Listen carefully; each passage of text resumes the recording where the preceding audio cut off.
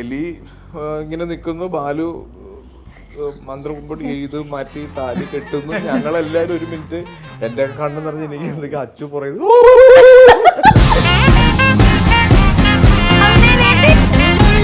നല്ലൊരു സിനിമയായിരുന്നു. വിഷമൊന്നുമില്ല. ബാത്റൂമിൽ പൈപ്പ് ഉണക്കിട്ട് കരയും. കരച്ചിൽ എങ്ങനെയാ സത്യം പറഞ്ഞ ഗ്ലിസറിൻ ഒന്നും ഇല്ലാതെ സീൻ വായിക്കുന്ന കണ്ണു വെച്ചാണല്ലോ, അപ്പൊ കണ്ണിനറിയാലോ. സംശയം ചോദിക്കട്ടെ, നമുക്ക് എന്തെങ്കിലും ഇങ്ങനത്തെ പറയാൻ പറ്റണേ ഗുരുവായൂർ അമ്പലനടയിൽ കഴിഞ്ഞു. അതെ, അടുത്ത സിനിമ ഗദ്ദാമ 2 ആയിരിക്കും. സ്റ്റാർട്ടഡ് ഫോളോയിങ്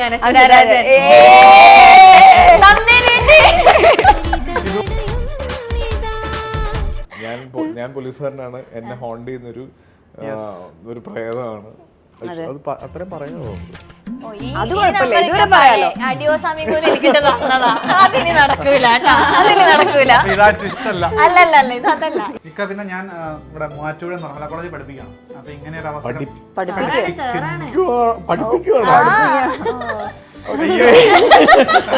ഒറ്റ ദിവസം രാത്രി എന്റെ അച്ഛനും അമ്മേനെ ഞാൻ കൺവിൻസ് ചെയ്തുകൊണ്ടാണ് അവരിന്ന് മലയാള സിനിമയിലുള്ളത്. മലയാള സിനിമയ്ക്ക് പുതിയ കൺവിൻസിംഗ്. പട്ടയംകോല ഒരു ഷൂട്ട് കാണുന്ന ഓർക്കുന്നുണ്ടോ? ഇത് താണ്ടാ പോലീസ്. അന്നിങ്ങനെ ആ റോട്ടിൽ വന്ന് നിന്ന് എത്തി വലിഞ്ഞ് നോക്കി കണ്ടൊരു ഓർമ്മയാണ്. അപ്പൊ എനിക്കിത് വളരെ സന്തോഷമുള്ള ഒരു മൊമെന്റ് ആണ്. തീർച്ചയായിട്ടും ഇതേ കഥ എന്റെ വേർഷനിൽ മമ്മൂക്കാനെ പറ്റി ഞാൻ പറഞ്ഞിട്ടുണ്ട്. ആണല്ലേ? അപ്പൊ ഭാവിയിൽ ഞാൻ അതൊക്കെ അതൊക്കെയാണല്ലേ.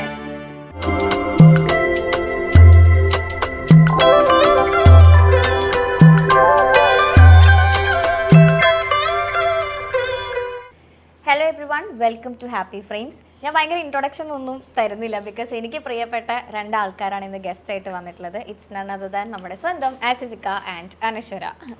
എനിക്ക് ഇൻട്രൊഡക്ഷൻ ഒക്കെ പറഞ്ഞു മടുത്തു, കുറെ നാളായി ഇൻട്രൊഡക്ഷൻ. ഇനി എന്തൊക്കെ പറയാ, ഞാൻ സത്യം എടുക്കും. ഇപ്പൊ എനിക്ക് 4ാമത്തെ ഇന്റർവ്യൂ ആണ് ഞാൻ ഇക്കായിട്ട് എടുക്കാൻ പോകുന്നത്. അനുമായിട്ട് ഇപ്പൊ എനിക്ക് 2nd ഇന്റർവ്യൂ. വിളിച്ചിട്ട് വന്നില്ലേ നീ ഞാനിങ്ങനെ എന്താ ഞാനിപ്പോ ഇൻട്രോ ഒന്നും വേണ്ട, എന്താ ഇൻട്രോ പറഞ്ഞു മടുത്തു ഞാൻ. യെസ്, അപ്പൊ ഇപ്പൊ നമ്മളുടെ ഇത് അമൽ വലിഞ്ഞേറി വന്നിരിക്കേക്കാ. ആള് തൊടുപുഴക്കാരനാണ്. അപ്പൊ എന്റെ അടുത്ത് ചോദിച്ചു ആസ്പിയുടെ ഇന്റർവ്യൂല് നമ്മുടെ ചാനലിൽ അങ്ങനെയല്ല, തൊടുപുഴ ഒരാള് വേണം എന്ന് പറഞ്ഞിട്ട് കണ്ടുപിടിച്ചു. ഞാൻ പറഞ്ഞൊന്നുമില്ല, വലിഞ്ഞേറി വന്നിരിക്കാം. ഇല്ല, നമ്മുടെ ചാനലിൽ പുതിയ ആങ്കറാണ്. അപ്പൊ ഇങ്ങനെ ഫ്രണ്ട് ചോദിച്ചു ഞാനും കൂടെ ഇരുന്നോട്ടെ എന്ന് ചോദിച്ചപ്പോ ഞാൻ ഓക്കെ കമോൺ. ഇക്കനെ കാണാൻ ഇക്കയുടെ വീടിന്റെ ഫ്രണ്ടിൽ ഒരാള് വന്നു. എനിക്ക് ആ കഥ പറയണം. അതായത് ഇക്കയുടെ വീടിന്റെ ഫ്രണ്ടിൽ ടർഫ് ഉണ്ടല്ലോ, അവിടെ മിക്ക ആഴ്ചകളിലും കളിക്കാൻ വരുവാണ്. അപ്പൊ കളി കഴിഞ്ഞ് ഞങ്ങളുടെ ആദ്യത്തെ പരിപാടി അവിടെ ഏതെങ്കിലും വില കൂടിയ വണ്ടി കിടപ്പുണ്ടോ, വണ്ടി ഉണ്ടെങ്കിൽ ഇക്ക അവിടെ ഉണ്ട് കാണണം. പക്ഷെ ഒരിക്കലും സാധിച്ചിട്ടില്ല. പക്ഷെ എനിക്ക് ആകെ സാധിച്ചത് പട്ടയംകോല ഒരു ഷൂട്ട് കാണുന്ന ഓർക്കുന്നുണ്ടോ? ഇത് താണ്ടാ പോലീസ്.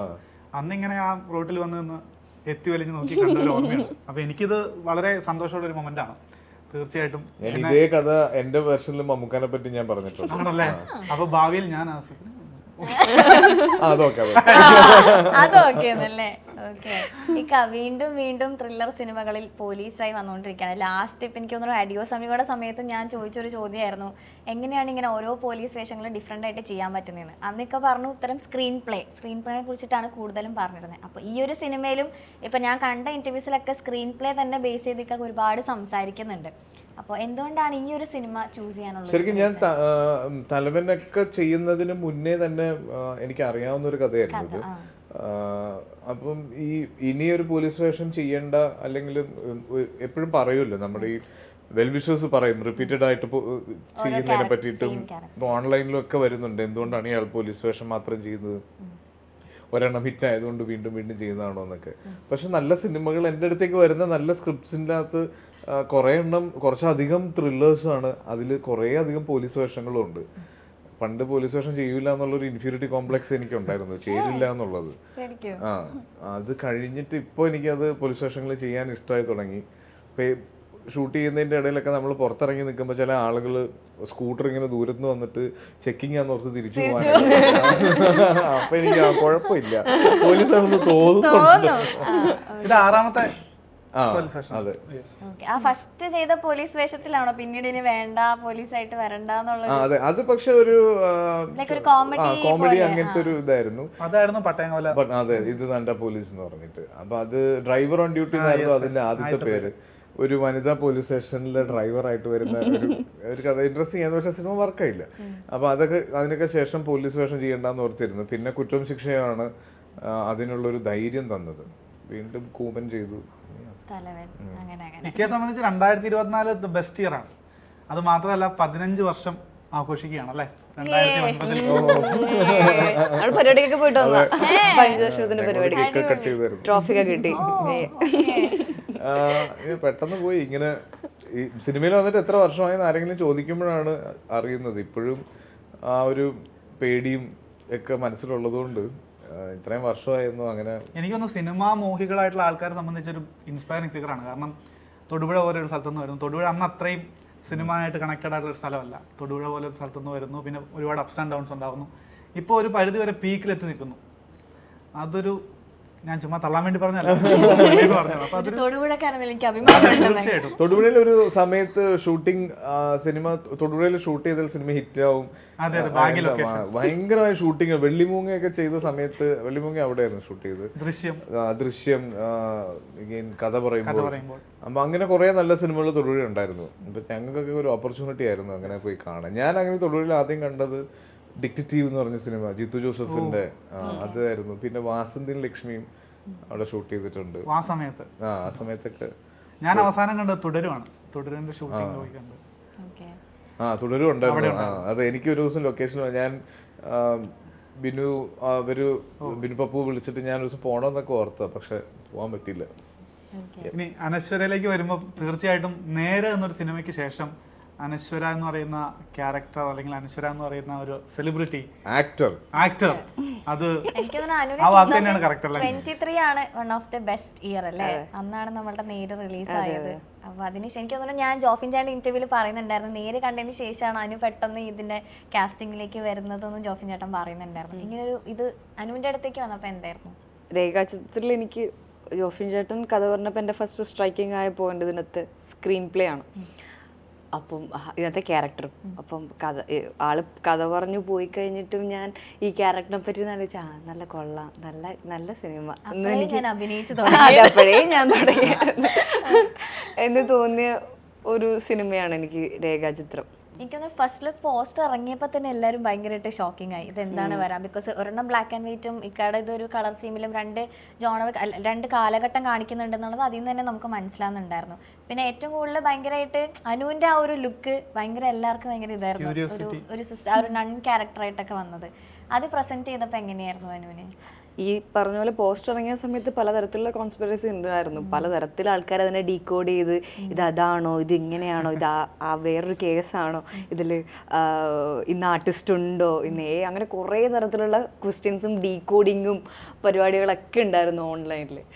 അപ്പം അതൊക്കെ കാണുമ്പോൾ സന്തോഷമുണ്ട്. ഇപ്പം ഈ പറഞ്ഞ പോലെ ഈ കന്യാസ്ത്രീ എന്നുള്ളത് ഞാൻ ചെയ്യുന്ന ക്യാരക്ടറിൻ്റെ ഒരു ഭാഗമാണ് അതിനകത്തത്. അപ്പം ഞാൻ പറഞ്ഞ പോലെ എനിക്കിതിനകത്ത് സ്ട്രൈക്കിംഗ് ആയ വേറൊരു സാധനം എൻ്റെ ക്യാരക്ടറാണ്. അതിപ്പോൾ ഷൂട്ട് ചെയ്തപ്പോഴായാലും അത് ജോഫിൻ ചേട്ടൻ കണ്ട വിഷനിൽ ഭയങ്കര രസമായിരുന്നു ആളുടെ ഒരു വിഷൻ ഈ ക്യാരക്ടറിനകത്ത്.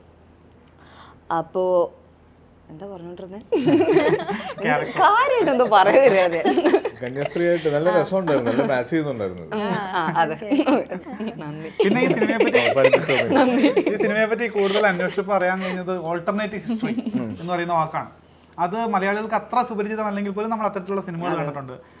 നമ്മൾ നേരത്തെ കണ്ട പോലെ തന്നെ Once Upon a Time in Hollywood, ഇല്ലെങ്കിൽ ഇൻഗ്ലോറിയസ് ബാസ്റ്റേർഡ്സ്. ഈവൻ മലയാളത്തിലാണെങ്കിൽ പോലും എനിക്ക് തോന്നുന്നു ക്രൈം ഫയൽ, ഈവൻ വടക്കൻ വീരഗാഥ.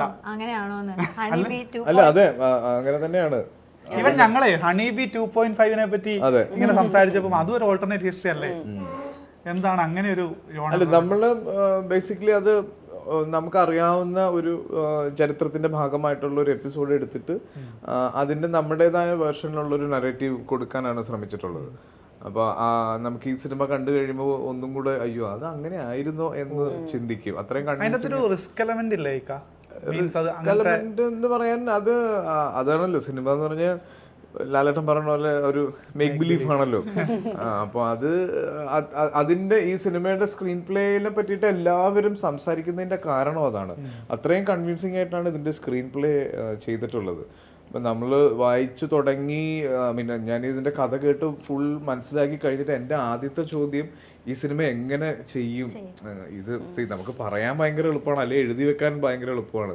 പക്ഷെ ഇത് ക്രിയേറ്റ് ചെയ്യുക എന്ന് പറയുന്നത് അത്രയും ഹോംവർക്കും, ജോഫിൻ പറഞ്ഞ പോലെ ഒത്തിരി ക്ലറിക്കൽ ജോബ്സ് ഉണ്ടായിരുന്നു ഇത് ചെയ്യുന്നതിന് വേണ്ടിയിട്ട്. ഒരുപാട് മെറ്റീരിയൽസ് കളക്ട് ചെയ്യുക, ഇതിന്റെ ഡീറ്റെയിൽസ്, കാലഘട്ടത്തിനെ പറ്റി പെർമിഷൻസ് എടുക്കുക. അതിൽ ജീവിച്ചിരിക്കുന്നവരുണ്ട്, മരിച്ചുപോയവരുണ്ട്, അവരുടെ വീട്ടുകാർ പെർമിഷൻസ് എടുക്കണം, അവരുടെ ലുക്ക് അലൈക്സിനെ കണ്ടുപിടിക്കണം.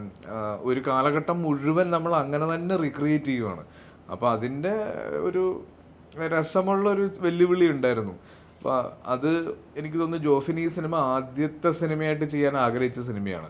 പക്ഷെ ഒരു പുതുമുഖ സംവിധായകൻ എന്ന നിലയിൽ അന്ന് അങ്ങനെ മുന്നോട്ട് പോയിരുന്നെങ്കിൽ ചിലപ്പോൾ ഈ സിനിമ സംഭവിക്കില്ലായിരുന്നു. ജോഫിൻ ആദ്യത്തെ സിനിമ മമ്മൂക്കാനെ പോലെ ഒരു സ്റ്റാറിനെ വെച്ച് ചെയ്ത് അതിന്റെ വിജയത്തിന് ശേഷം 5 വർഷത്തെ ഗ്യാപ്പ് എടുത്തിട്ടാണ് ഈ സിനിമ ഇപ്പോൾ സംഭവിച്ചിരിക്കുന്നത്. ആ 5 വർഷം ഇതിന്റെ പണിയായിരുന്നിരിക്കണം. ഉറപ്പായിട്ടും 5 വർഷത്തെ പണി അല്ല, അന്ന് മുതലേ ആള് മൈൻഡിൽ കാണാൻ തുടങ്ങിയതാണ്. ഇതിന്റെ പുറകെ നടന്ന് ആൾക്കാരെ കണ്ടുപിടിച്ച് പെർമിഷൻ എടുത്ത്, അന്ന് ഇതേപോലെ സംസാരിച്ച പലരും ഇപ്പൊ ജീവിച്ചിരിപ്പില്ല. അങ്ങനെ ഇതിന്റെ പിറകെ നടന്നിട്ടാണ് ഉണ്ടാവുന്നത്. ഏതെങ്കിലും ഒരു മൊമെന്റിൽ പറ്റില്ല എന്ന് ആരെങ്കിലും പറഞ്ഞിട്ടുണ്ടോ? കൺസെന്റ് മേടിക്കൽ ഒരു വലിയ ചടങ്ങ് ഇല്ല, പറ്റില്ലെന്ന് പറയാൻ ഉള്ള അത്രയും ഉപദ്രവം ഒന്നും നമ്മൾ ചെയ്യുന്നില്ല. കാര്യം ഇതിന് ഒരു കുഞ്ഞ് ഓൾട്ടറേഷൻ നമ്മൾ നടത്തുന്നുണ്ട്, ഒരു ചെറിയൊരു നമ്മുടേതായ ഒരു ചെറിയ ഇന്റർപ്രിട്ടേഷൻ ഉണ്ട്. പക്ഷെ ബാക്കിയെല്ലാം ആ സീക്വൻസസ് അങ്ങനെ തന്നെ റീക്രിയേറ്റ് ചെയ്യുകയാണ്. പിന്നെ അവര് അന്ന് ചെയ്ത് നമ്മൾ കണ്ടിട്ടുള്ള ഒരു പോർഷൻ വളരെ ഒരു ഫ്യൂ സെക്കൻഡ്സ് മാത്രമേ ഉള്ളൂ. അതിൻ്റെ ബാക്കിയെല്ലാം അതിൻ്റെ BTS എന്ന് പറയുന്ന രീതിയിലാണ്, അതിൻ്റെ പിന്നിലുള്ള കാര്യങ്ങളാണ് കാണിച്ചിരിക്കുന്നത്. അപ്പം അങ്ങനെ ഒരു നോ പറയേണ്ട അവസരമൊന്നും ഉണ്ടായിട്ടില്ല. ഇതിൻ്റെ ഇപ്പോൾ ട്രെയിലർ, ഇപ്പോൾ ഇൻവെസ്റ്റിഗേഷൻ മൂവീസ് പേഴ്സണലി ഇഷ്ടമുള്ള ഒരാളാണ് ഞാൻ. എനിക്ക് ഇഷ്ടമുള്ള ഒരു ഫേവറേറ്റ് ജോണറാണ് ഇൻവെസ്റ്റിഗേഷൻ മൂവീസ്. അപ്പോൾ ഈ ട്രെയിലർ കണ്ടപ്പോൾ തന്നെ ഞാൻ ഭയങ്കര എക്സൈറ്റഡ് ആയിരുന്നു എന്തായിരിക്കും സംഭവിക്കാൻ പോണേന്നുള്ളത്. ഇക്കാടൊക്കെ ഒരു ഫേവറേറ്റ് അല്ലെങ്കിൽ അനുവിൻ്റെ ഒരു ഫേവറേറ്റ് ജോണർ ഓഫ് മൂവീസ് ഏതൊക്കെയാണ്? എൻ്റെ ഫേവറേറ്റ് എന്ന് പറഞ്ഞാൽ ഫാൻറ്റസിയാണ്. ഫാൻറ്റസിയാണ് ഞാൻ എപ്പോഴും പ്രിഫറൻസ് കൊടുക്കുക.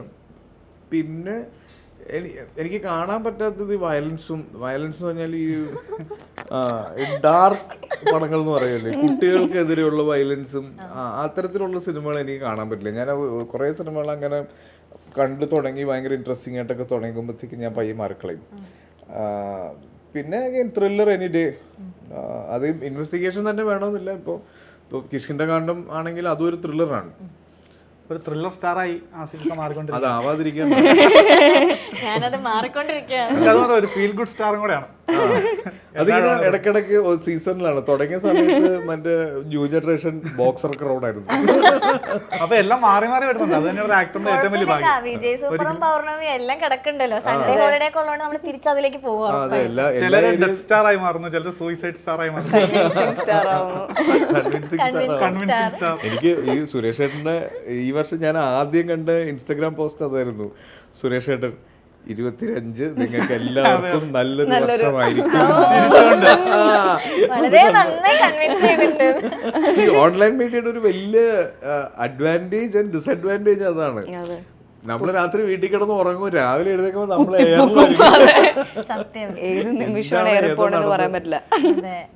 അപ്പൊ ഈ സിനിമയുടെ ട്രെയിലറിനെ പറ്റി നമ്മൾ സംസാരിച്ചു നിർത്തിയേ. ഞാൻ ഡയറക്ടറിന്റെ ഒരു സംസാരം കേട്ടപ്പോൾ 16 തവണ ട്രെയിലർ കട്ട് നടത്തി, പക്ഷെ 16 പുള്ളിക്ക് ഇഷ്ടപ്പെട്ടില്ല. ദെൻ ഫൈനലി സിനിമയുടെ എഡിറ്റർ ആയിട്ടുള്ള ആള് തന്നെയാണ് ഇത് എഡിറ്റ് ചെയ്തിരിക്കുന്നതെന്ന് പറഞ്ഞു. അപ്പൊ അതിന്റെ ഒരു ഈ ട്രെയിലർ പിന്നെ ക്യൂരിയോസിറ്റി ഉണർത്തുന്ന ഒന്നാണ്, എന്തോ ഒന്ന് സംഭവിക്കാനുണ്ട്. പിന്നെ ആ സിനിമയുടെ അത് ഏത് സിനിമയുടെ ലൊക്കേഷൻ ആണെന്നൊക്കെ ഒരു ചെറിയ ക്ലൂസും ഒക്കെ തരുന്നുണ്ട്. അപ്പൊ എല്ലാം കൊണ്ടും കുറെ ക്യൂരിയോസിറ്റി ഉണർത്തുന്ന ട്രെയിലറാണ്. അപ്പൊ ഇതിന്റെ എഡിറ്റിംഗ് അങ്ങനത്തെ ക്രൂവിനെ പറ്റിയുള്ള ഞാൻ നേരത്തെ പറഞ്ഞു തോന്നുന്നു. എനിക്ക് ഇതിനകത്തൊരു ഭയങ്കര എഡ്ജ് ഓഫ് ക്രൈം സീക്വൻസസ് അങ്ങനെ ഒന്നുമില്ല. ഇതിനൊരു കുറെ കൂടെ ഒരു ഡ്രാമ ഫീലിലാണ് ഈ സിനിമ പോകുന്നത്. ഇതിൻ്റെ അകത്ത് ആര് ചെയ്തു, മറ്റേ ഇന്റർവെൽ പഞ്ച് അങ്ങനത്തെ ഭയങ്കര ഗൂസ്ബം പരിപാടികളൊന്നുമില്ല. ഇന്റർവെല്ലിന് ഉദ്ദേശം അത് ചെറിയ മിസ്ലീഡ് ചെയ്യുന്നതാണ് ആരോ. എനിക്ക് ഹോളിവുഡ് സിനിമ പോലെ ഒരു പോസ് ആണോ ഉദ്ദേശിക്കുന്നത്? അല്ല, ഈ പറഞ്ഞ പോലെ ഒരു ഭയങ്കര ബാക്ക്ഗ്രൗണ്ട് സ്കോർ ഒക്കെ ഇട്ട് ഭയങ്കര ഒരു പഞ്ച് ഇൻട്രോ ബ്രേക്ക് ഇല്ല. നോർമലി പോകുന്ന അങ്ങനെ ഒരു സമയം അങ്ങനെയാണ് ഇന്റേണലൈസ് ചെയ്തിരിക്കുന്നത്. ഒരുമിച്ച് 2.5 മണിക്കൂർ ഇരിക്കാൻ ഇല്ല. അപ്പൊ നമ്മളിപ്പോ ഇവിടെ വരുന്ന ഹോളിവുഡ് ഫിലിമിനൊക്കെ നമ്മളായിട്ടൊരു ഇന്റർവെൽ കൊടുക്കുമല്ലോ, പെട്ടെന്ന് സ്ക്രീൻ ഓഫ് ആയി ലൈറ്റ് ഓൺ ആയി എന്നുള്ള രീതിയിൽ നമ്മൾ. അനു, ഓസ്ലറിലെ അനുവിന്റെ ആ ഒരു ക്യാരക്ടർ ഇവൻ നമുക്ക് ഗേൾസിന് പോലും ഭയങ്കര ക്രഷ് അടിക്കുന്ന രീതിയിലാണ് അനു ആ ഒരു ക്യാരക്ടർ സത്യമായിട്ട് അത്രയും ചെയ്ത് വെച്ചിട്ടുണ്ടേ. എനിക്കൊന്നിപ്പോൾ പഴയ കാലം കാണിക്കുമ്പോൾ ഒക്കെ അങ്ങനത്തെ ഒരു കാറ്റഗറിയിലേക്ക് അനുവിൻ്റെ ഇപ്പോൾ പെട്ടെന്ന് ഒരു ഡയറക്ടർ അങ്ങനെ നോക്കുകയാണെങ്കിൽ പെട്ടെന്ന് അനുവിൻ്റെ ഫേസ് ഓർമ്മ വരും. ബിക്കോസ് ഓസ്ലർ അത്രയും നന്നായിട്ട് ചെയ്ത് വെച്ചിട്ടുണ്ട്. ഈ ഒരു സിനിമയിലും ഒരു പഴയ കാലഘട്ടം കാണിക്കുമ്പോൾ ഓസ്ലർ കഴിഞ്ഞ് വന്നതുകൊണ്ട് അനുവിന് കുറച്ചുകൂടെ എളുപ്പമായിരുന്നോ? പണ്ടേ വരേണ്ടതായിരുന്നു. അതെ, പണ്ടേ ഞാൻ കാലം തെറ്റി വന്നതാണ് ശരിക്കും. ഞാൻ ആദ്യം ഫ്ലാഷ് ബാക്ക് അല്ല, പഴയ കാലഘട്ടം ചെയ്യുന്ന പ്രണയവിലാസത്തിലാണ്. അത് കഴിഞ്ഞിട്ട് ഹോസ്റ്റലർ. എനിക്ക് പേഴ്സണലി ഇഷ്ടമാണ് പഴയ കാലഘട്ടം ചെയ്യാൻ വേണ്ടി, വിൻറ്റേജ് സമയമൊക്കെ. കാരണം നമ്മൾ ജീവിച്ചിരിപ്പില്ലാത്തൊരു സമയം നമ്മൾ ജീവിക്കുക, അഭിനയിക്കുക എന്നുള്ളത് എനിക്ക് പേഴ്സണലി ഭയങ്കര ഇഷ്ടമാണ്. അത് ചെയ്യാൻ വേണ്ടിയിട്ട് ഞാൻ പഴയ കാലഘട്ടം ഞാൻ ചെയ്താലേ എങ്ങനെ ഉണ്ടാവും? ചെയ്തിട്ടുണ്ടല്ലോ. അപ്പോൾ ഇതിനകത്ത് വരുമ്പോഴേക്കും എനിക്കങ്ങനെ ഒരു റിപ്പീറ്റേഷനോ അല്ലെങ്കിൽ ഞാൻ ഈ മുന്നേ ചെയ്തൊരു പഴയ കാലഘട്ടം ഒന്നും ഫീൽ ചെയ്യേണ്ടതുണ്ട്. അതൊരിക്കലും ഇതിനകത്ത് അങ്ങനെ ഫീൽ ചെയ്യില്ല. ഒരു എന്താ പറയുക, ഞാൻ മുന്നേ ചെയ്തിട്ടുണ്ടെന്നോ, ഇങ്ങനെ ഞാനൊരാൾ മുന്നേ പഴയ കാലഘട്ടം അല്ലെങ്കിൽ വിൻറ്റേജ് ക്യാരക്ടറൊക്കെ ചെയ്തിട്ടുണ്ടെന്നോ ഫീൽ ചെയ്യില്ല. കാരണം അത്രയും എന്താ പറയുക, അത്രയും ഇൻവോൾവ് ആയിരിക്കും നമ്മൾ ആ സിനിമയ്ക്കകത്ത്. വേറെ ഒന്നും നമുക്ക് ആലോചിക്കാനൊന്നും അതിനകത്തൊരു സമയം കിട്ടില്ല. അത്രയും ഇൻവോൾവ് ആയിട്ടായിരിക്കും നമ്മൾ ആ സിനിമയിൽ ആദ്യം തൊട്ട് അവസാനം വരെ ഇരിക്കുക. ഈ പറഞ്ഞ പോലെ ഒരു എഡ്ജ് ഓഫ് ദ സീറ്റോ അല്ലെങ്കിൽ പെട്ടെന്ന് നിങ്ങൾ എക്സ്പെക്ട് ചെയ്യുന്ന ഒരു സസ്പെൻസോ ഒരു ട്വിസ്റ്റോ ഒന്നും ക്ലൈമാക്സിലോ അങ്ങനെ എവിടെയും ഇല്ല. പക്ഷെ മോദനത്തിൽ ഇത് ഒരു ഡ്രാമ, ഇമോഷണലി ഉള്ളൊരു പടമാണ്. ഇമോഷണലി എല്ലാ ക്യാരക്ടേഴ്സും നമ്മളുടെ ഓഡിയൻസിന് ഇമോഷണലി കണക്ട് ചെയ്യാൻ പറ്റും.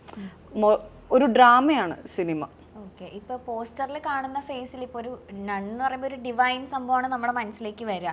പക്ഷെ എന്നാ പോലും അല്ല, ആ ഒരു വാതിലടയ്ക്കുന്ന സീനില്ലേ ട്രെയിലറില് അപ്പൊ അതില് അല്ല ഒരു ഇന്നസെന്റ് സ്മൈലാണ് അനു എക്സ്പെക്ട് എങ്കിൽ ആ ചിരിയിൽ എന്തോ ഒരു വശപ്പശൊക്കെ ഫീൽ ചെയ്തിട്ടുണ്ട്. നിങ്ങൾ മാത്രമാണ് കണ്ടുപിടിച്ചിട്ടുള്ളത്. അതെ, ഞാൻ പോലീസുകാരനാണ്, എന്നെ ഹോണ്ട് ചെയ്യുന്നൊരു പ്രേതമാണ്. അത്രയും പറയാമോ? അതിനി നടക്കൂല, അല്ലല്ല ഇതല്ല, ഇതിങ്ങനെയൊക്കെ പറയും നമ്മള്. ട്രെയിലർ കണ്ടപ്പോഴേ ഭയങ്കര ക്യൂരിയോസിറ്റി ഉണർത്തുന്ന കുറെ വിഷ്വൽസ്, ഈവൻ ഇന്നലെ ഇറങ്ങിയ ചിരിയെ ചിരി എന്ന് പറഞ്ഞ പാട്ട്, അപ്പൊ ഇതിന്റെ മ്യൂസിക്, എഡിറ്റിംഗ്, ക്യാമറ, അതെല്ലാം അത്യാവശ്യം ഏറ്റവും ടോപ്പ് ടയർ ക്രൂ ആണുള്ളത്. ഇങ്ങനെ ഒരു പീരീഡ് റീക്രിയേറ്റ് ചെയ്യേണ്ടതുണ്ട്. നമുക്ക് ഈ പറയുന്ന പോലെ ഒരു ത്രൂ ഔട്ട് ഈ സിനിമയ്ക്ക് ഒരു ഫീൽ, ഒരു ഇമോഷണലി ലോഡഡ് ആയിട്ട് നിൽക്കുന്നുണ്ട്. ഒരു ത്രില്ലറിനേക്കാളും ഒരു ഡ്രാമ സ്വഭാവം കൊണ്ടുവരണം. അപ്പം അങ്ങനെയൊക്കെ കുറേ പ്ലാൻസ് ഉള്ളത് കൊണ്ട് ജോഫിന് ആദ്യം മുതലേ ഇതിനൊരു ടോപ്പ് നോച്ച് ടെക്നീഷ്യൻസ് വേണം എന്നുള്ളത് തന്നെയായിരുന്നു. ഇപ്പോൾ അപ്പു പ്രഭാകറാണ് ഇതിൻ്റെ DOP ആയിട്ട് വർക്ക് ചെയ്തിട്ടുള്ളത്, മുജീബാണ് മ്യൂസിക് ചെയ്തത്, ഷമീറാണ് എഡിറ്റ് ചെയ്തിട്ടുള്ളത്. അപ്പം അങ്ങനെ നമുക്കുണ്ട് അവൈലബിൾ ആയിട്ടുള്ള നമ്മളൊക്കെ ആയിട്ട് ഇങ്ങനെ കണക്ട് ചെയ്ത് നിൽക്കാൻ പറ്റുന്ന ഒരു ഓൾമോസ്റ്റ് ഒരേ ഏജ് ഗ്രൂപ്പിലുള്ള ആളുകളായിട്ട് വർക്ക് ചെയ്യുക എന്നുള്ളതായിരുന്നു ജോഫിൻ്റെ ആദ്യത്തെ പ്ലാൻ. അപ്പം അത് നമുക്ക് വിഷ്വലി ഈ പറയുന്ന 2 കാലഘട്ടം വരുമ്പോൾ അതിൽ നമ്മൾ യൂഷ്വലി കാണിക്കുന്നതിനേക്കാൾ എങ്ങനെ ഡിഫറെൻ്റ് ആയിട്ട് കൊണ്ടുവരാം, എന്നാൽ അന്ന് നമ്മൾ കണ്ടിട്ടുള്ള ആ സീക്വൻസിൻ്റെ ഫീല് പോകാൻ പാടില്ല. അപ്പോൾ അങ്ങനെയൊക്കെ ഉള്ളത് കൊണ്ട് ഭയങ്കര പെർട്ടിക്കുലർ ആയിരുന്നു നമുക്ക് സിനിമാറ്റോഗ്രാഫറിനെ പറ്റിയിട്ടുള്ളത്. അപ്പുവിനെ അടുത്ത് നമ്മൾ കാണുമ്പോഴും സംസാരിക്കുമ്പോഴും ഒക്കെ, അപ്പു ഞാൻ അതിന് മുന്നേ വർക്ക് ചെയ്തത് ലെവൽ ക്രോസ് ആയിരുന്നു. എല്ലാവരും ഒരുമിച്ച് വർക്ക് ചെയ്തതാണോ? അതെ, മുജീബും കിഷ്കിന്റെ കാണ്ഡത്തിന്റെ മ്യൂസിക് ഡയറക്ടർ ആയിരുന്നു ശരിക്കും. അഗെയിൻ ഷമീറിനെ പിന്നെ പറയേണ്ട ആവശ്യമില്ല. ഷമീർ മലയാളത്തിലെ ഏറ്റവും തിരക്കുള്ള എഡിറ്റേഴ്സിൽ ഒരാളാണ്.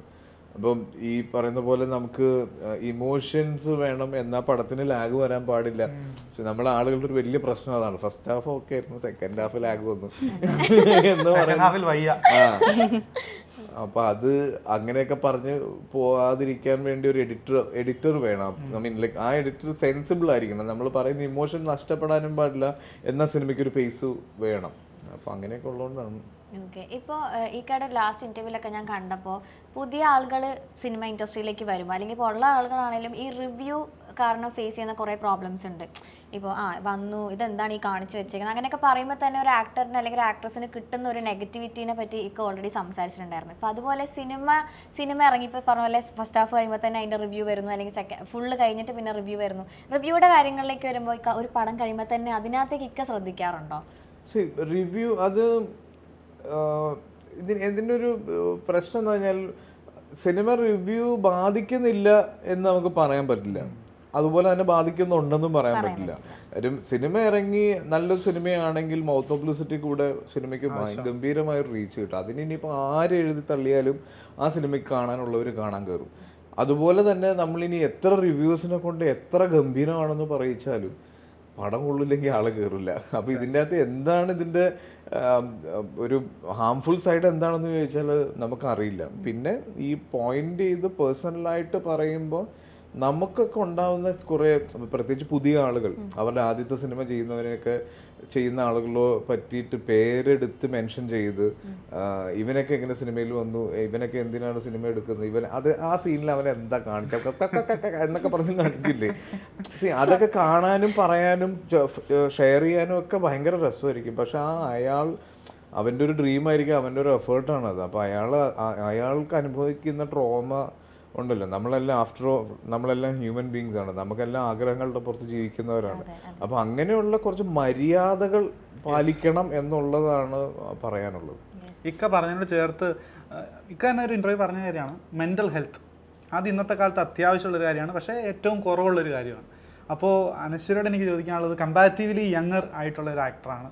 അപ്പോൾ എങ്ങനെയാണ് ഇത്തരത്തിലുള്ള ഓൺലൈൻ റിവ്യൂവിങ് അല്ലെങ്കിൽ ഭയങ്കരമായ പേഴ്സണൽ ആയിട്ടുള്ള ഹരാസ്മെന്റുകൾ അതിനൊക്കെ ഈ ചെറുപ്രായത്തിൽ എങ്ങനെ ഹാൻഡിൽ ചെയ്യുന്നു എന്ന് ചിലപ്പോൾ അത് ഓഡിയൻസിന് ഭയങ്കര ഒരു ഹെൽപ്ഫുൾ ആയിരിക്കും. ഞാനും അത് ഫേസ് ചെയ്തിട്ടുള്ള ആളാണ്, അങ്ങനെ ഫോളോ അപ്പ് ചെയ്യുന്നതുകൊണ്ട് എനിക്ക് നന്നായിട്ട് അറിയാം. അതിനെങ്ങനെ ഓവർകം ചെയ്യുന്നു? ഈ പറഞ്ഞ പോലെ നമ്മളൊരാളെ പേഴ്സണലി ഭയങ്കര അറ്റാക്ക് ചെയ്യുന്ന സമയത്ത് അത് ബുദ്ധിമുട്ടായിരിക്കും. ഒരു വ്യക്തിഹത്യ ചെയ്യുമ്പോൾ ഈ പറഞ്ഞ പോലെ എങ്ങനെ എത്തി, എന്ത് ചെയ്യുന്നു, ആ മട്ടിലൊക്കെ ഒരാളെ അടച്ച് ആക്ഷേപിക്കുമ്പോൾ ബുദ്ധിമുട്ടാണ് അത് ഹാൻഡിൽ ചെയ്യാൻ ഏതൊരാൾക്കും. അതിപ്പം തുടക്കക്കാരായാലും വലിയ ആൾക്കാരായാലും അത് ബുദ്ധിമുട്ടായിരിക്കും. ഈ പറഞ്ഞ പോലെ ഒരു ബേസിക് എത്തിക്സ് അല്ലെങ്കിൽ ബേസിക് മര്യാദയുണ്ട് ഒരാൾക്കാർ ഫോളോ ചെയ്യുന്നത്. But at the same time ഈ നെഗറ്റീവ് ഒരു റിവ്യൂസ് ഞാൻ പ്യുവർലി പറയുന്നത് എൻ്റെ സിനിമയെ പറ്റിയിട്ട് മാത്രമാണ്. അങ്ങനെ ഒരു നെഗറ്റീവ് റിവ്യൂസ് വരുന്ന സമയത്ത് അതും ഞാൻ അക്സെപ്റ്റ് ചെയ്യുന്നുണ്ട്. കാരണം ഒരു സൈഡിൽ എന്നെ ആൾക്കാർ നല്ലത് പറയുന്നു, ഗുഡാണ്, അല്ലെങ്കിൽ അഭിനയിക്കുന്നത് നല്ലതാണെന്ന് പറയുന്ന പോലെ അപ്പുറ സൈഡ് ആൾക്കാർ നെഗറ്റീവ് പറയുന്നുണ്ട്. വി കാണ്ട് എക്സ്പെക്ട് എല്ലാവരും നമ്മളെ നല്ലത് പറയണമെന്ന് മാത്രം എക്സ്പെക്ട് ചെയ്ത് നിൽക്കാൻ പറ്റില്ല.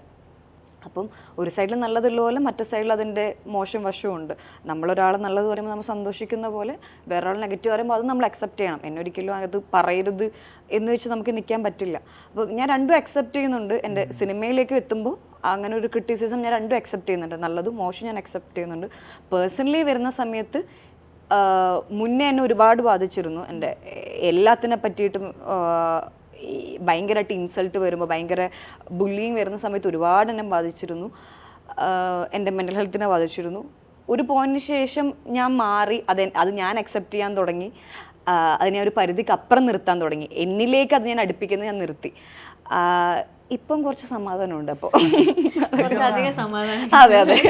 അനശ്വരയുടെ ചേച്ചിയുടെ ഒക്കെ ഇൻസ്റ്റാഗ്രാം പോസ്റ്റുകൾ കാണുമ്പോൾ കാണുന്നവർക്ക് തന്നെ ഒരു പോസിറ്റിവിറ്റിയാണ്. അല്ല, എൻ്റെ ചുറ്റുള്ള ആൾക്കാർ എന്നെ അങ്ങനെ സപ്പോർട്ട് ചെയ്ത് തന്നെ നിർത്തുന്നുണ്ട്. ഈ പറഞ്ഞ പോലെ എൻ്റെ ചേച്ചിയൊക്കെ എനിക്ക് ഭയങ്കര ഷീൽഡായിട്ട് എൻ്റെ കൂടെ നിൽക്കുന്നുണ്ട്. ബേസിക്കലി ഒരു പ്രകൃതി പടമാണ് ഇവരുടെ ഇൻസ്റ്റാഗ്രാം. പ്രകൃതി പടോ? അതെ അതെ. ഫോളോ ചെയ്യുന്നില്ലേ? അയ്യോ, പ്രകൃതി കാണണമെങ്കിൽ എന്റെ അല്ല എന്റെ ചേച്ചിയെ ഫോളോ ചെയ്യണം. അത് ഐസ്റ്റേച്ചാണ് അതിന്റെ മെയിൻ ആള്. എസ്തെറ്റിക്. അതെ, ചായക്കട, പഴയ വയല്, നാട്, കുളം, തെയ്യം, 90s പാട്ട്, ആൽമരത്തിന്റെ അടി പോയിരിക്കുക, അവിടെ ഇതൊക്കെയാണ് മെയിൻ. അതെ, ഫോളോ ചെയ്യുക. ഇപ്പോഴാണ് ഫോളോ ചെയ്യുന്നത്. ആസിഫ് അലി സ്റ്റാർട്ടഡ് ഫോളോയിങ്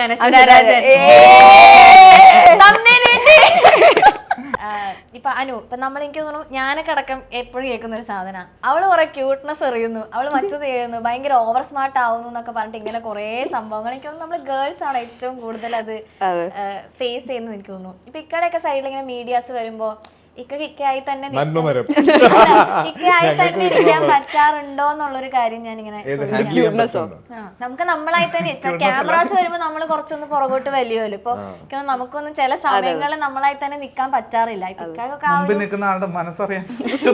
അത് ഞങ്ങള് എന്റെ ഒരു തുടക്ക സമയത്ത് ഞങ്ങൾക്കൊക്കെ ഉണ്ടായിരുന്ന ഒരു വലിയ പ്രശ്നം എന്ന് പറഞ്ഞാൽ കുറച്ച് ബോൾഡായിട്ട് സംസാരിച്ചു കഴിഞ്ഞാൽ പിന്നെ ആ പൃഥ്വിരാജിന് പഠിക്കണമെന്ന് പറയും, കുറച്ച് മര്യാദക്ക് സംസാരിക്കാൻ തുടങ്ങിയാൽ ജയസൂര്യക്ക് പിടിക്കണം.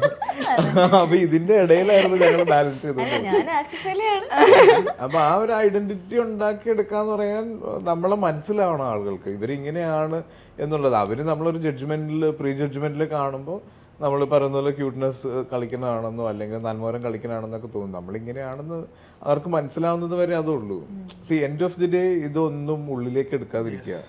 ഇത് ഉണ്ണി പറഞ്ഞ പോലെ അവർക്കും അരി മേടിക്കാനുള്ള അവരുടെ ഒരു പരിപാടിയായിരിക്കും. അപ്പം അത് നമ്മളത് അതിനെ ആ രീതിയിൽ കണ്ടാൽ മതി. അതിന് എത്രത്തോളം ആളുകൾ പിന്നെ പാറു ഇതിനൊക്കെ എന്താ പറഞ്ഞാൽ ഒരു സാധാരണ മനുഷ്യന് അവരുടെ ലൈഫിലെ പ്രശ്നങ്ങളും അവരുടെ ലൈഫിലെ കാര്യങ്ങളും തന്നെയാണ് വലുത്. ഇതിൻ്റെ അകത്ത് നമ്മൾ എന്ത് ചെയ്തു എന്നുള്ളതൊക്കെ ഇവർ വെറുതെ 10 മിനിറ്റ് കിട്ടുമ്പോൾ സോഷ്യൽ മീഡിയയിൽ കാണുന്നതാണ്. ഇത് നല്ലൊരു സിനിമ ചെയ്തു കഴിഞ്ഞാൽ ഇവരെല്ലാവരും ഈ സിനിമ കാണാൻ വരും. അവർക്ക് സിനിമ കാണണമെന്ന് തോന്നുന്നവർക്കെല്ലാം സിനിമ കാണാൻ വരും. അല്ലാതെ ക്യൂട്ട്നെസ് ഇപ്പം ഭയങ്കര ക്യൂട്ട്നെസ് കളിക്കുന്ന ഒരുത്തനാണ് ഇവൻ്റെ സിനിമ ഞാൻ കാണില്ല എന്ന് ആരും തീരുമാനിക്കില്ല.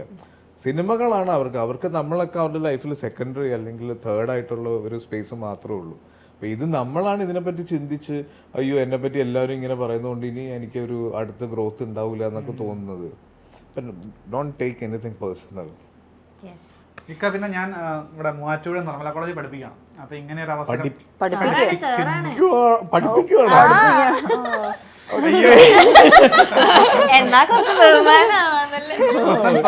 കോളേജിലോ? അതെ അതെ, ഞാനോ? കോളേജിലോ? നീയോ?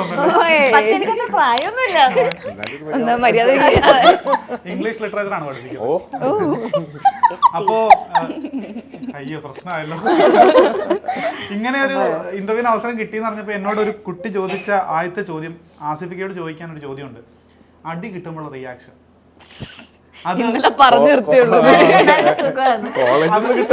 അതല്ല, സിനിമകളിൽ അടി കിട്ടുമ്പോൾ റിയാക്ഷൻ ആസിഫിക്കയുടെ മാസ്റ്റർ പീസ് ആണ്. സാധാരണ അഭിനയിക്കാനായിട്ട് ചിലപ്പോൾ നമ്മൾ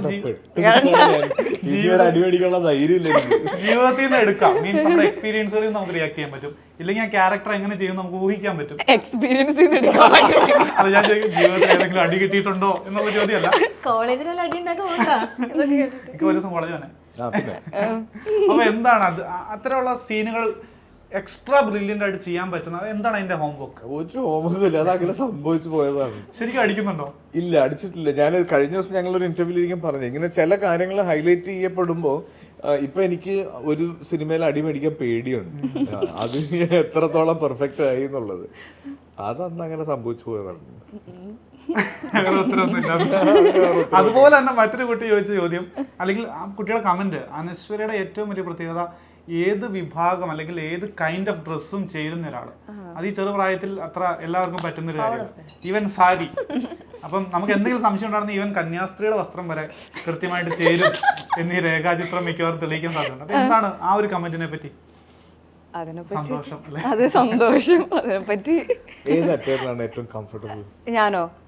ഞാനൊരു കാഷ്വൽ ഒരു കുർത്തിയല്ല, ജസ്റ്റ് അങ്ങനെ കേട്ടിട്ട് നടക്കുമ്പോ ഞാൻ കംഫർട്ടബിൾ ആണ്. ഞാനും എല്ലാം ശരിക്കും ഫാഷൻ അല്ലെങ്കിൽ ഫാഷൻ ഐക്കൺ. ഇപ്പൊ എന്റെ ഏറ്റവും സേഫ് സോൺ എന്താണെന്നറിയോ? കുർത്ത. മുണ്ടല്ല, കുർത്തയും പൈജാമയും. എന്ത് ഒരു വേറെ ഒരു ഡിസൈനും വേണ്ട, കോമ്പിനേഷൻ നോക്കണ്ട, ഒന്നും വേണ്ട. പെട്ടെന്ന് തന്നെ എന്തെങ്കിലും പരിപാടിക്ക് വിളിച്ച് ഇപ്പൊ ഞാൻ ചെയ്യുന്നത്. ഇനി നിങ്ങൾ എന്നെ കാണുമ്പോൾ ശ്രദ്ധിച്ചാൽ മതി, മടിയൻ. നമുക്ക് സാരി ഉള്ള പോലെയാണ് ഒരു കുർത്ത. വേറെ ഒന്നും കിട്ടിയില്ലെങ്കിൽ സാരി എടുത്തിടാം, അതുപോലെയാണ് ഒന്നും കിട്ടിയില്ലെങ്കിൽ കുർത്ത എടുത്തിടാം. ചെരുപ്പ് ഇട്ട് സാരിയുടെ എഫേർട്ടും വേണ്ട. സൈഡ് എഫർട്ടും വേണ്ട. യെസ്. അനു, ഇപ്പൊ 2025 ജനുവരി തന്നെ നമ്മുടെ 2 പടങ്ങളാണ് റിലീസ് ആവാൻ പോകുന്നത്. അപ്പൊ അത് ഒരു വലിയൊരു ഹാപ്പിനെസ് ആയിരിക്കുമല്ലോ. എന്ത് തോന്നുന്നു 2 പടങ്ങൾ റിലീസ് ആവാൻ പോകുന്നതിന്റെ? ജനുവരി 9 രേഖാചിത്രം, ജനുവരി 10 എന്ന് സ്വന്തം പുണ്യാളിനും ഇറങ്ങുന്നുണ്ട്. അതെ. പള്ളിയും പട്ടക്കാരും ഗുരുവായൂർ അമ്പലനടയിൽ കഴിഞ്ഞു. അതെ, അമ്പലത്തിൽ നിന്ന് ഇറങ്ങി. നീ കുറച്ച് പള്ളിയിലെയാണ്. ആ ട്രെയിലറിൽ തന്നെ എന്തോ ഭയങ്കര ഉടായ്പുണ്ട്. ഞാൻ പറഞ്ഞില്ലേ, അടുത്ത സിനിമ മിക്കവാറും ഗദ്ദാമ 2 ആയിരിക്കും. ഞാൻ ബാലിച്ചേട്ടനോട് ചോദിച്ചു, ഞാൻ ബാലിച്ചേട്ടനോട് ചോദിച്ചു ഇനി പടം കഴിയുമ്പോഴേക്കും പള്ളി കയറാൻ പറ്റുമോ? അപ്പൊ എന്റെ അടുത്ത് അർജുന പറഞ്ഞതാണ്, അർജുന ഇനി പള്ളി കയറാൻ പറ്റില്ല. ബാലിച്ചേട്ടന്റെ കല്യാണത്തിന് പോയിട്ട് കുറവിട്ടില്ലേ പള്ളി? അത് ഭയങ്കര പ്രശ്നമായോ? ഞങ്ങളുടെ വീഡിയോ കണ്ടിട്ടില്ലേ? ഞങ്ങളെല്ലാരും പള്ളിയിൽ വെച്ച് ഞങ്ങളെല്ലാരും കുറച്ച് കാര്യം ബാലുവിന്റെ കല്യാണം എന്ന് പറയുമ്പോ ഞങ്ങൾക്ക് എങ്ങനെയായിരിക്കും എന്ന് അറിയാമല്ലോ. അപ്പൊ ഞങ്ങളെല്ലാം കഴിഞ്ഞ് 3-4 ദിവസമായിട്ട് ഇതിന്റെ നിൽക്കുവാണ്. എലി ഇങ്ങനെ നിൽക്കുന്നു, ബാലു മന്ത്രം കൊണ്ട് ചെയ്ത് മാറ്റി താലി കെട്ടുന്നു. ഞങ്ങളെല്ലാരും 1 മിനിറ്റ് എന്റെ കണ്ണ് നിറഞ്ഞ് എനിക്ക് എന്തൊക്കെ അച്ചു പറയുന്നു. ആ അച്ഛനൊരു നോട്ടമാക്കിയത് ഞങ്ങള് സ്റ്റോപ്പ് ബ്ലോക്കിൽ അവിടെ നിന്ന് പോയി. ആ വീഡിയോ ഇടക്കിടക്ക് ഇങ്ങനെ പൊങ്ങി വരും. ഇപ്പൊ അതുപോലെ തന്നെ ഇക്കാനൊരു കൺവിൻസിങ് സ്റ്റാർ എന്ന് ഞാൻ വിളിച്ചു കഴിഞ്ഞാൽ അത് പ്രശ്നമാണെന്ന് എനിക്കറിയാം. ബിക്കോസ് ബാലിച്ചേട്ടൻ ഹണിബിയുടെ റിലീസിന്റെ സമയത്ത് ബാലിച്ചേട്ടന് തിയേറ്ററിലേക്ക് വരാൻ ഭയങ്കര ടെൻഷനായിരുന്നു എന്ന്. അന്ന് ബാലിച്ചേട്ടനെ കൺവിൻസ് ചെയ്ത് തിയേറ്ററിൽ കൊണ്ടുവന്നിരുത്തി ആ കയ്യടി കേൾപ്പിച്ചു കൊടുത്തത് ആശ്രയിക്കും. അയ്യോ, അങ്ങനെയാണെങ്കിൽ കൺവിൻസിങ് സ്റ്റാർ തന്നെ വിളിക്കേണ്ടത് അതിന് ശേഷമാണ്. കാര്യം ബാലു ഹണിബിയുടെ റിലീസ് കഴിഞ്ഞിട്ട് അത് കഴിഞ്ഞിട്ടുള്ള വീക്കില് ബാലു UK പോകാൻ നിൽക്കുമായിരുന്നു ഹയർ സ്റ്റഡീസിന് വേണ്ടിയിട്ട്. IELTS ക്ലിയർ ആയി നിൽക്കുന്ന സമയമാണ്. ഒറ്റ ദിവസം രാത്രി ഇവന്റെ അച്ഛനും അമ്മേനെ ഞാൻ കൺവിൻസ് ചെയ്തുകൊണ്ടാണ് അവൻ ഇന്ന് മലയാള സിനിമയിലുള്ളത്. മലയാള സിനിമയ്ക്ക് പുതിയ കൺവിൻസിങ്. അത് കുറച്ച് പാടായിരുന്നോ കൺവിൻസ് ചെയ്യിക്കാൻ? അല്ല, എനിക്ക് കാര്യം ഹണിബി ഇറങ്ങി കഴിഞ്ഞിട്ട് ആംബ്രോ എന്ന് പറഞ്ഞ ക്യാരക്ടറിന് കിട്ടിയ റെസ്പോൺസ് എന്താണെന്ന് അറിയാലോ. അപ്പം പക്ഷെ ഇവര് ഹണിബിക്ക് മുന്നേ തന്നെ ഫുൾ പവറിൽ ഇവന്റെ IELTS എല്ലാം തീർത്ത് വെച്ചേക്കുമായിരുന്നു. അവന് ഹയർ സ്റ്റഡീസ് കോഴ്സും എല്ലാം ബുക്ക്ഡ് ആയിരുന്നു. ലൈക്ക് ഒരു അനദർ വീക്കിൽ പോകണം എന്നുള്ളത് തന്നെയായിരുന്നു പ്ലാൻ. പക്ഷെ ലാൽ സാറിന്റെ വീട്ടിലുണ്ടായിരുന്ന ഒരു ഡിന്നറിന് ബാലുവിന്റെ ഫാദറിന്റെ മച്ചാനെ ഞങ്ങൾ വിളിക്കുന്നത്, മച്ചാനെ മാറ്റി നിർത്തി, മച്ചാനെ മാൻറ്റീനെ മാറ്റി നിർത്തി ഒരു അരമണിക്കൂർ ഞാനൊരു കൺവിൻസിങ് സ്റ്റാറായി. അങ്ങനെ പറയണമെങ്കിൽ ഒരു ധൈര്യവും വിശ്വാസമൊക്കെ വേണ്ട അല്ലേ? അത് അവന്റെ കഴിവിലുള്ള വിശ്വാസമായിരുന്നു എനിക്ക് ഉറപ്പായിരുന്നു ബാലു മലയാളത്തില് ഒരു നല്ല മേജർ പ്രോമിനന്റ് ആയിട്ടുള്ള ഒരു ആക്ടറായിട്ട് മാറും എന്നുള്ളത്. ഐ മീൻ എന്റെ ഒരു അന്നത്തെ എന്ത് ധൈര്യമാണെന്ന് എനിക്ക് അറിയില്ല. അല്ലെങ്കിൽ എന്നെ കൊന്നേനാണ്. ഈ ബാലു വർഗീസിനെ പറ്റി പറഞ്ഞപ്പോഴാണ് മഞ്ഞുമ്മലില് സുഭാഷ് ആവേണ്ടിയിരുന്നത്. സുഭാഷ് അല്ല, അതിന്റെ ഇത് കുഴിയിലേക്ക് വീഴുന്നതാണോ? അതാണ് സുഭാഷ്. സുഭാഷ്. അതുപോലെ അനുവിന് ഏതെങ്കിലും ഒരു ക്യാരക്ടർ മിസ്സായിട്ടുണ്ടോ? തമിഴില് ഒരു ക്യാരക്ടർ മിസ്സായിട്ടുണ്ട്.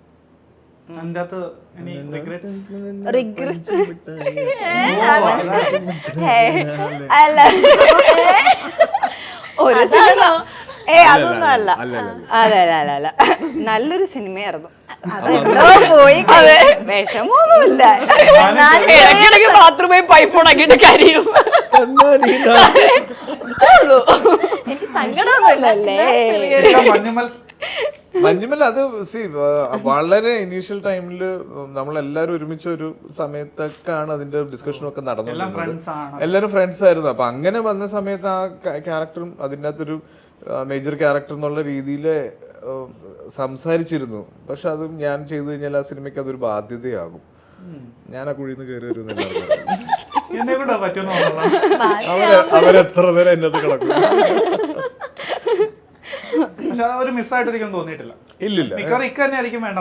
അതെ, നമ്മൾ ഒരുമിച്ചെടുത്തൊരു തീരുമാനമായിരുന്നു അത്. അല്ലാതെ എന്നെ ഒഴിവാക്കിയതോ ഞാൻ ഒഴിവാക്കിയതോ അല്ല. ഇനിയിപ്പോ 2025 വരാൻ വന്ന അടുത്ത ഇൻട്രസ്റ്റിംഗ് ക്യാരക്ടേഴ്സ് ഒക്കെ വരുന്നുണ്ടോ? ഫെബ്രുവരി 14 പൈങ്കിളി ഇറങ്ങുന്നുണ്ട്. അതാണ് അനൗൺസ് ചെയ്തേക്കുന്നത്. അതാണ് ബാക്കിയൊക്കെ അനൗൺസ് ചെയ്യുന്നുള്ളൂ. 2025 25 ആഭ്യന്തര കുറ്റവാളി എന്ന് പറഞ്ഞൊരു സിനിമയാണ് റിലീസിനുള്ളത്. അതിലും പോലീസാണ്. അല്ലല്ല, അതില് കുറ്റവാളിയാണ്. പുരുഷന്മാർക്ക് വേണ്ടി സംസാരിക്കുന്ന ഒരു സിനിമയാണത്. ഒടുവിൽ അത് സംഭവിക്കുന്നു.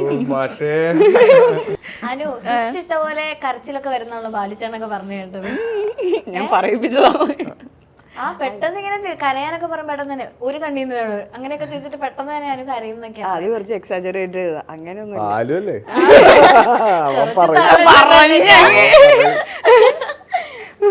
കരച്ചിലിന്റെ മാസ്റ്ററാണ് അടുത്തിരിക്കുന്നത്. കണ്ണുകൾ അഭിനയിക്കുന്നു. അല്ല കരച്ചിൽ എങ്ങനെയാ സത്യം പറഞ്ഞ ഗ്ലിസറിൻ ഒന്നും ഇല്ലാതെ അവളിപ്പോ സിനിമ ചെയ്തോണ്ടിരിക്കണ്ടോ, അതാണോ പറഞ്ഞു കൊടുക്കരുത്. അതിങ്ങനെ ഗ്രാജുവലി ഇങ്ങനെ പുതുക്കി പുതുക്കി എന്റെ ഒരു സംശയം ചോദിക്കട്ടെ, നമുക്ക് എന്തെങ്കിലും ഇങ്ങനത്തെ പറയാൻ പറ്റണേ. സോറി സോറി സാർ, ഭാഷയായതുകൊണ്ട് പിള്ളേർക്ക് പറയാൻ അവസരം കൊടുക്കില്ല. നന്നായത് 3 പ്രാവശ്യം കട്ട് ഞാൻ എടുത്തത് എന്ന് പറയുമ്പോഴേക്കും അത് പിന്നെ ഇതൊന്ന് കട്ട് ചെയ്യണേ. ശാസ്ത്രത്തിന്റെ കമന്റ് ഈ പുള്ളി ക്ലാസ്സിൽ ഇങ്ങനെയാണ്. പിള്ളേരെ സംസാരിക്കാൻ വേണ്ടി അത്രേ ഉള്ളൂ, തീർന്നു. കഴിവിനെ പറ്റി 2 വാക്ക് പറയുമ്പോഴേ അത് അത് കേട്ടപ്പോ അതിങ്ങനെ വരും, അത്രേ ഉള്ളൂ. ഇത് പറയാൻ വന്നായിരുന്നു. സീൻ വായിക്കുന്ന കണ്ണു വെച്ചാണല്ലോ, അപ്പൊ കണ്ണിനറിയാലോ ഏത് ഫിലോസഫിക്കൽ. ഒന്ന് ചിരിച്ചു കൊടുത്തേക്കാം. ഇനി ഞാൻ എന്റെ ഒരു സംശയം, പ്ലീസ്. അല്ല എന്റെ സംശയം ഇതാണ്, ഇങ്ങനത്തെ സീൻസ് വരുമ്പോൾ നമ്മൾ എന്തെങ്കിലും ലൈഫിൽ എന്തെങ്കിലും കാര്യങ്ങൾ റിലേറ്റ് ചെയ്യുമോ? മീൻസ് രജിഷ ചേച്ചി അങ്ങനെ പറഞ്ഞു. ഞാൻ ആക്ച്വലി കേട്ടിട്ടുണ്ട് ഒരു ഇന്റർവ്യൂല്. ചേച്ചി അങ്ങനെ ആയിരിക്കും ആലോചിച്ചു ചേച്ചി കരയും എന്നൊക്കെ. അങ്ങനെ കുറെ പേരുണ്ട് അതായത് റിലേറ്റ് ചെയ്തിട്ട് ആ ഓർമ്മകൾ. എനിക്കങ്ങനെ റിലേറ്റ് ചെയ്യുന്നൊന്നും എനിക്ക് വർക്കായിട്ടില്ല. എനിക്ക് ചിരി വരും അങ്ങനെ relate. I am not a method actor. അല്ല, അല്ല ഞാൻ കരഞ്ഞ സിറ്റുവേഷൻ ഒക്കെ ആലോചിച്ച് എനിക്ക് ചിരി വരും. അപ്പൊ അന്ന് ആലോചിക്കൂല. ഇപ്പൊ ഏതായാലും റീ റിലീസ് ഒക്കെ വന്നോണ്ടിരിക്കാണ്. ഇനി വരാൻ ആഗ്രഹിക്കുന്ന ഏതെങ്കിലും പടം ഉണ്ടോ? റീ റിലീസ് ചെയ്യാനോ? ഏതെങ്കിലും കണ്ടിരുന്നോ? മണിച്ചിത്ര താഴ്മ കണ്ടു, ഗംഭീരമായിരുന്നു. ഇനി ഇറങ്ങിയ കൊള്ളാം തോന്നിയ ഒരു റീ റിലീസിൽ വരാൻ ആഗ്രഹിക്കുന്ന ഒരു മൂവി അങ്ങനെ പെട്ടെന്ന് ചോദിച്ചാൽ എനിക്ക് ഓർമ്മ വരുന്നില്ല. അനുവിന്? എനിക്ക് ഉറുമി തിയേറ്ററിൽ ഇരുന്ന് കാണണമെന്നുണ്ട്. ഉറുമി കഴിഞ്ഞ ആഴ്ച എങ്ങാണ്ടാണ് തിയേറ്ററിൽ പോയത്. ഇല്ല, ഞാനിത് യൂണിവേഴ്സിലായിരുന്നു. അങ്ങനെയാണെങ്കിൽ കാലാപാനി ഗംഭീരമായിരിക്കും. കാലാപാനി അന്നേ ഒരു ടെക്നിക്കൽ ബ്രില്യൻ പടമായിരുന്നു. അതൊന്നും കൂടെ റീ റിലീസ് ചെയ്തു. വെട്ടം റീ റിലീസ്. അതെ, വെട്ടം, CID മൂസയൊക്കെ ഒന്നുകൂടി ഒന്ന് തിയേറ്ററിലൊക്കെ പോയി കാണണമെന്നുണ്ട്. പണ്ട് കണ്ട് എൻജോയ് ചെയ്തോ ഇവര്? നമ്മളെന്ന് ഒരു പ്രായമാണ്. കാരണം ഈ ഇന്റർവ്യൂവിന് ഇരിക്കാൻ ഞാനൊരു മൂഡ് പിടിച്ചിട്ടുണ്ട്. അത് അങ്ങനെ ഇരുന്ന അല്ല, ഒരു ഫൺ മൂഡ് ഞാൻ ഉദ്ദേശിച്ചത്. ഓക്കെ, അപ്പൊ എന്തായാലും ഓൾ ദി ബെസ്റ്റ്. രേഖാചിത്രം തിയേറ്റേഴ്സിലേക്ക് വരികയാണ്. നമ്മളെല്ലാരും പോയി പടം, ഞാൻ എന്തായാലും കാണും. ഇൻവെസ്റ്റിഗേഷൻ ഞാൻ ഭയങ്കര എക്സൈറ്റഡ് ആയിട്ടാണ് ഇരിക്കണേ. ഭാഷം കുട്ടികളും പോയി കാണൂലേ? തീർച്ചയായും. പടത്തിന്റെ ഒരു വിജയ അല്ലെങ്കിൽ പ്രത്യേകിച്ച് ഇംഗ്ലീഷ് ലിറ്ററേച്ചർ പഠിക്കുന്ന പിള്ളേർക്ക് കാണാൻ പറ്റിയ ഒരുപാട് കാര്യങ്ങൾ അതിലുണ്ട്. ഇതിന്റെ ഒരു സക്സസ് സെലിബ്രേഷൻ ഞങ്ങളുടെ കോളേജിൽ വരണമെന്നാണ് ഞങ്ങളുടെ ആഗ്രഹം. ഉറപ്പായിട്ടും തീർച്ചയായിട്ടും ഇത് വിജയിക്കുന്നുള്ള കാര്യത്തിൽ ഒരു സംശയമില്ല. അപ്പോൾ all the very best. Thank you so much. അപ്പൊ നമുക്ക് കാരിക്കോട് വെച്ച് കാണാം. Thank you. ആ വഴി ഓടും. നീ ഏതാ